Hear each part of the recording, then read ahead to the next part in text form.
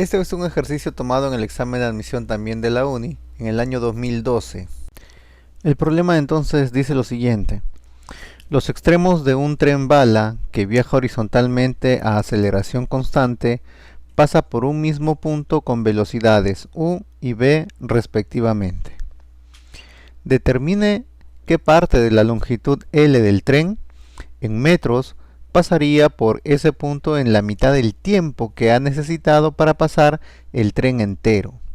Si u es 20 metros por segundo y v es 30 metros por segundo y la longitud del tren es 200 metros. Lo primero que podemos notar al leer el ejercicio es que me piden a mí determinar una longitud que no se especifica con alguna letra, así que yo la voy a llamar una longitud d. Y otra cosa que podemos darnos cuenta rápidamente es que hasta antes de este punto me están hablando del tren que pasa por enfrente de un punto y al otro me están hablando de determinar dicha longitud. Lo que quiere decir que nos están hablando de dos intervalos de tiempos distintos.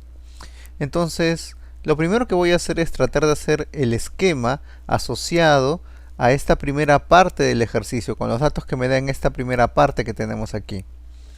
Entonces, aquí me dice que los extremos del tren bala viajan horizontalmente con aceleración constante, o sea, el tren bala está desarrollando un MRV. Luego dice, pasa por un mismo punto con velocidades de 20 y 30 metros por segundo respectivamente, o sea, primero pasa con velocidad de 20 y luego pasa con velocidad de 30. Eso quiere decir que el tren debe estar haciendo un MRV acelerado, porque su velocidad final es mayor. Entonces voy a considerar que ese punto a través del cual pasa el tren sea, por ejemplo, un farol. Entonces, cuando el tren inicia su paso a través de este farol, si el tren se está moviendo hacia la derecha, significa que la parte delantera del tren pasa por el costado del farol, más o menos tendría esta posición. Entonces en esta posición es que tendría la velocidad de 20 metros por segundo. El tren sigue pasando hasta que termina de pasar. Cuando la parte trasera llega al costado del farol, ahí es donde tendrá la velocidad de 30 metros por segundo que me están indicando aquí. Luego me dicen además que la longitud del tren es 200 metros. Voy a aprovechar para colocar esa longitud directamente. Noten que para pasar de esta posición a esta segunda posición, el tren tiene que avanzar esta longitud, que justamente es equivalente a la longitud que tiene el tren. Ahora, de estos 200 metros, según lo que me dice la segunda parte del ejercicio, hay una parte de este tren, ¿ya? Hay una parte de este tren que va a pasar a través del farol en la mitad de tiempo de lo que consigue pasar completamente el tren. Esa parte del tren, esa longitud d del tren, es lo que me piden a mí determinar y es lo que voy a estar esquematizando aquí en el lado derecho, ¿no? Si el tren demora este intervalo de tiempo en pasar a través de este farol, hay una parte del tren que pasa en la mitad de ese intervalo de tiempo. Entonces, si esta es la posición inicial en que el tren empieza a pasar a través del farol, hay una parte de este tren menor a 200 metros, lógicamente, una longitud d, que logra pasar en esa mitad del intervalo de tiempo. Y esa longitud d es lo que me están pidiendo a mí determinar.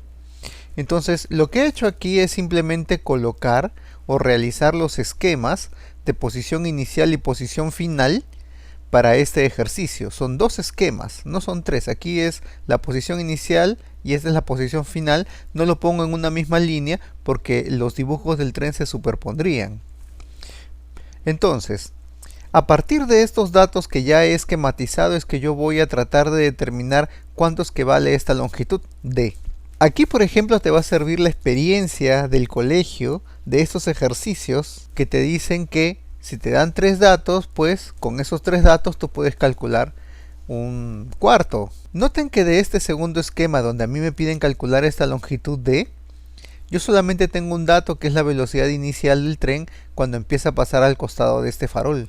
Luego no tengo ningún otro dato, no tengo por ejemplo la aceleración, que es lógicamente la misma aceleración que tiene el tren en este esquema anterior, porque es el mismo tren, es la misma aceleración. Para poder determinar cuánto vale este d, yo necesito por lo menos tres datos numéricos. y solamente tengo uno. Como la aceleración aquí y aquí son las mismas y este intervalo de tiempo es la mitad que este de aquí, yo podría tratar de determinar con estos tres datos que tengo aquí cuánto es que vale la aceleración y el intervalo de tiempo t, para después, utilizando este segundo esquema, esquema 2, poder determinar cuánto vale esta longitud d. De esa manera entonces realizaremos el problema. Ese es el plan para desarrollar el ejercicio. Primero, utilizo la ecuación de velocidad. Si tengo esta velocidad inicial y el tren desarrolla un mRV acelerado, este producto aceleración por tiempo es el aumento de velocidad. Por lo tanto, la velocidad final, que es 30, sería la velocidad inicial 20 más el aumento de velocidad, que sería aceleración por tiempo. Ahora, esta longitud que tengo aquí de 200 metros sería la velocidad promedio por el intervalo de tiempo. 20 más 30 sobre 2 por el intervalo de tiempo.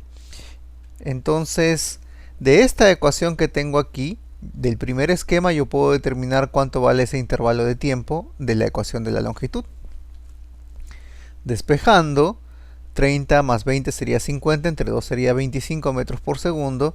Las unidades de metros se van a cancelar, el 25 pasa a dividir a 200, eso me daría 8, la unidad de segundo pasa a multiplicar y me queda que el intervalo de tiempo es de 8 segundos.